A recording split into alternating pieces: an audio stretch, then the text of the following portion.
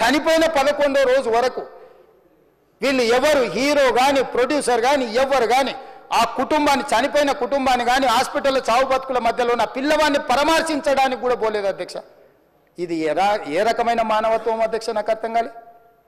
ఇలాంటి మానవత్వం లేకుండా వ్యవహరించిన వాళ్ళను పోలీసులు విధి నిర్వహణలో భాగంగా పోలీస్ స్టేషన్కు తీసుకెళ్తే ఒక ఆయన ట్విట్టర్లో పెడతాడు అడ్డగోలుగా 10 ఏళ్ళు మంత్రి చేసి ఉద్యమాలు చేసినామని చెప్పుకునేటోళ్ళు, ఉద్యమాల సమయంలో సినిమా షూటింగ్లో జరగొద్దని దాడులు చేసిన వ్యక్తులు ఇవాళ అతను భగవత్ స్వరూపుడు. అసలు అతన్ని పోలీసులు ముట్టుకుంటారా? అసలు ఈ రాష్ట్రం ఏమైపోతుంది? రాష్ట్రం ఉంటుందా? ఈ రకంగా రాజకీయ పార్టీలు అధ్యక్ష, రాజకీయ పార్టీలు ప్రజాప్రతినిధులుగా చనిపోయిన ప్రాణాల విలువ లేకుండా చావుకు కారణమైన ప్రత్యక్షంగా పరోక్షంగా అయిన వాళ్ళని పోలీస్ స్టేషన్కు విచారించడానికి పిలిస్తే కూడా అది కూడా తప్పుపట్టి ప్రభుత్వాన్ని బద్నాం చేయాలి, ముఖ్యమంత్రిని తిట్టాలని ఎంత నీచమైన భాష వాడింది అధ్యక్ష. యూట్యూబ్లలో మీరు చూడండి. నాకేముంటుంది అధ్యక్ష? ఏంది ఆ సినిమాకు స్పెషల్ రిలాక్సేషన్స్ ఇచ్చి ఇవాళ సినిమా ఏదైతే వ్యాపారం చేసిందో సినీ పరిశ్రమను ప్రోత్సహించాలని మొదటి వారం అత్యధికంగా సినిమా ధరలతో టికెట్లు అమ్ముకోవడానికి, స్పెషల్ షోలు వేసుకోవడానికి, బెనిఫిట్ షోలు వేసుకోవడానికి ప్రత్యేకమైన అనుమతులు ఇచ్చింది నా ప్రభుత్వమే కదా, మా ప్రభుత్వమే అధ్యక్ష. సినీ పరిశ్రమను ప్రోత్సహించాలనే మా విధానం. ప్రోత్సహించే క్రమంలో తెలంగాణ ప్రజల ప్రాణాలను తీసుకోమనే, ప్రాణాలు తీసుకుంటే కూడా వాళ్ళని ఏమనొద్దు అని అంటే మీరు లా చేయండి అధ్యక్ష. మరి స్టేట్కు లా అథారిటీ ఉందో లేదో నాకు తెలియదు కానీ star, film star, super stars or political stars is having some special privilege. If they murdered anyone also we need not to prosecute or otherwise we need not to book any case against these personalities అని మనం మీరు చట్టం చేస్తా అంటే సినీ ప్రముఖులకు కానీ రాజకీయ ప్రముఖులకు కానీ స్టార్లని ఫీల్ అయ్యే వాళ్ళ పట్ల ప్రత్యేకమైన చట్టం ఉంటుంది. వాళ్ళ మీద కేసులు పెట్టొద్దని మీరు ఏమైనా చట్టం చేస్తే ఆ చట్టం అమలు చేస్తాం అధ్యక్ష. ఈ రోజున్న డాక్టర్ బాబాసాహెబ్ అంబేద్కర్ ఇచ్చిన చట్టం ప్రకారము దీనికి కారణమైన వాళ్ళను ప్రత్యక్షంగా పరోక్షంగా కారణమైన వాళ్ళందరి మీద కేసులు కట్టి పోలీసులు విచారణ చేయాల్సిందే, బాధితులను శిక్షించాల్సిందే అధ్యక్ష. సో ఈరోజు ఆ కుటుంబాన్ని ఆదుకోవడానికి ఈరోజు కూడా ఆర్థికపరమైన విషయాల్లో కానీ దీంట్లో కానీ వాళ్ళు ఎవరు పెద్దగా ఆసక్తి, కనీసం సినిమా వాళ్ళు ఒక్కరోజు అతను పొయ్యి వస్తే సినీ ప్రముఖులందరూ అతని ఇంటికి వెళ్ళి అతనికి మొత్తం ఏదో కాళ్ళు చేతులు యాక్సిడెంట్లో పోయినట్టు కన్నీళ్లు గారుస్తారు. ఈ సినీ ప్రముఖులు ఒక్కరైనా హాస్పిటల్ పోయినరా అధ్యక్ష? నేను సూటిగా తమ ద్వారా సినీ ప్రముఖులను నేను అడుగుతున్నా అధ్యక్ష. తల్లి చనిపోయి 9 సంవత్సరాల పిల్లగాడు బ్రెయిన్ డెడ్ అయ్యి ఆక్సిజన్ అందక 20 రోజుల నుంచి హాస్పిటల్లో కోమాలో ఉంటే ఈ సినీ ప్రముఖులు ఒక్క రోజు కోసం పోలీస్ స్టేషన్ పోయిన ఇంటికాడ క్యూ కట్టి ప్రభుత్వాన్ని తిడుతున్నారు, నన్ను తిడుతున్నారు, అతన్ని పరామర్శిస్తున్నారు. ఏమైంది అధ్యక్ష? అతను కాలు పోయిందా, కన్ను పోయిందా, చేయి పోయిందా, ఏమైనా కిడ్నీలు దెబ్బతిన్నా, ఏమైంది? అతన్ని ఇంతమంది సినీ ప్రముఖులు పరామర్శించారు, కలిసిండ్రు, అభినందించారు. కానీ ఆ పిల్లగాన్ని కనీసమన్నా పరామర్శించడానికి సినీ ప్రముఖులు ముందుకు రాలేదంటే సినిమా ఇండస్ట్రీలో ఉన్న ప్రముఖులు ఏం ఆలోచన చేస్తుండ్రో, ఏం కోరుకుంటుండ్రో నాకైతే తెలియదు. 100% जो भी अकबरुद्दीन ओवैसी साहब ने जो मुद्दा उठाए वो मुद्दा के लिए मैं ये बात कह रहा हूँ, सचमुच बोल रहा हूँ, ये शर्म की बात है. 20 दिन के बाद भी एक दिन के लिए उनको पुलिस स्टेशन को लेकर गए तो हाई कोर्ट भी इमीडिएट अजर्नमेंट मोशन, लंच मोशन ले लिए, उनका बेल भी दे दिए, सब कुछ है. आधी रात को 11-12 बजे अपने लोग बोल रहे थे जेल का दरवाजा खोलो, 12 बजे उनको छोड़ो. अरे भाई कहाँ है प्रोविजन? कहाँ से छोड़ू मैं? कोई मेरा घर का मामला नहीं है. मेरा घर का मामला है तो मेरा गेट निकाल के आने वाले जाने वाले को मैं बोल सकता हूँ. जेल का दरवाजा मेरा हाथ में नहीं है, कानून के हिसाब से चलाने का है मेरे को. रात 12 बजे अरे वो फिल्म स्टार है उसको छोड़ दो. भाई अगला दिन मैं रहे तो ना फिल्म स्टार को छोड़ने के लिए. अगर आधी रात को 12 बजे किसी को जेल से छोड़ने का कोई लॉ है तो बोलो, मैं भी लागू करता हूं. तो इसीलिए ये इतने फिल्म स्टार कोई भी दवाखाना तक नहीं गया, छोटे बच्चे को नहीं देखा अकबर साहब. ये अफसोस की बात है, शर्म की बात है. सचमुच बोल रहा हूं मैं. अगर मैं वहां पर जाके देखने के लिए मैं पूरा स्टाफ और मेडिकल एंड हेल्थ सेक्रेटरी, मेरा कमिश्नर, सब टीम को मैं डिप्लॉय कर दी. सीता और अपने कमीशन चेयरपर्सन सब लोगों को वहां भेज के मैं continuously I monitoring that boy health condition. So ये कैसे कहां जा रहे हैं हम लोग? भाई उन लोगों को जिम्मेदारी दी नहीं है, हम समझ भी सकते है नहीं है, वो बात अलग है। मगर कुछ पॉलिटिकल पार्टीज 10-10, 20-20 साल जो रिप्रेजेंट किए, मंत्री किए, वो लोग मुझे गाली दे रहे, उसके ऊपर कैसा केस लगाते? वो मेरा दोस्त है भाई। आपके लिए, आपके दोस्त के लिए कोई नया कानून बनाना है तो बनाओ, देखेंगे। अरे आपके दोस्त रहे तो 12 खून माफ है क्या? मेरा भाई के लिए भी माफ नहीं है, आपके लिए कहां से माफ करूं मैं? मेरा परिवार के लिए भी कोई नया कानून नहीं है। स्पीकर साहब, मैं ये कुर्सी में बैठा हूं, जो कानून है, जो डॉक्टर बाबा साहब अंबेडकर जी ने जो कानून दिए, कानून के हिसाब से हम सरकार चलाएंगे।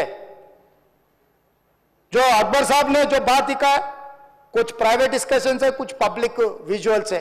जो पब्लिक विजुअल्स में वो वापस जाते वक्त भी हाथ हिलाया, रोड शो किए, आने से पहले किए, जाने से समय पर किए, पुलिस वाले भी उसको जल्दी जाने के लिए कोशिश प्रेशर किए, सब कुछ सच है।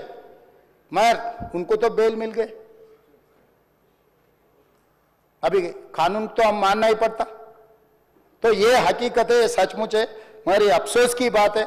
मैं फिल्म इंडस्ट्री जो बड़ा लोग हैं, मैं उन लोगों से गुजारिश करता हूं, इनह्यूमन नहीं रहना। आप बिजनेस कर लो, आप पिक्चर निकालो, पैसे कमाओ, सरकार से इंसेंटिव्स ले लो, सब्सिडीज ले लो, स्पेशल प्रिविलेज शूटिंग के लिए जो होना है वो मांगो। मगर किसी का हत्या होने के बाद, किसी का जान चलाने के बचाने के बाद, किसी का जान लेने के बाद आज स्पेशल प्रिविलेज मांगे तो ये सरकार में नहीं मिलने वाले। मैं जब तक मैं कुर्सी में रहता हूं तब तक नहीं देता हूं। मेरा जिम्मेदारी तेलंगाना आम जनता का जान बचाने का मेरा जिम्मेदारी है। उन लोगों के लिए कोई भी तकलीफ दिए, उन लोगों को कांग्रेस सरकार ने, मेरे सरकार ने छोड़ने वाला नहीं है। ఒక వారం పాటు ఖచ్చితంగా వాటికి వేరే రేట్స్ నోటిఫై చేసే విధంగా we will treat them separately అనేది కూడా చెప్పాం. మళ్ళీ ఇక్కడ షూటింగ్స్ ప్రమోట్ చేయడం కోసం ఒక సర్టన్ పర్సంటేజ్ ఆఫ్ షూటింగ్ ఆంధ్రాలో కూడా జరిపి ఉండాలి అని ఒక నిబంధన తీసుకురాగలిగితే it will promote shootings with in the state of Andhra Pradesh అని చెప్పి, what is that minimum percentage of shooting that should be here అని చెప్పి కూడా I think Nani spoke to all the directors and producers and అందరితో కూడా మాట్లాడడం జరిగింది.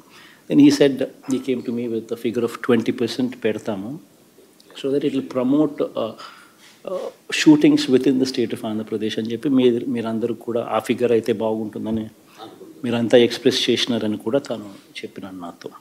సో అట్లా we will treat those kind of movies which are high budget movies with high technology and high innovations without considering heroes remuneration, heroines remuneration and directors remuneration. అది కాకుండానే 100 కోట్లు నిజంగా cinema ఖర్చు దాటింది అని అంటే because of these because by bringing these technologies, by bringing this high budget facilities in to this movie, అప్పుడు మనం definitely we should consider them differently అనేది చెప్పినాం.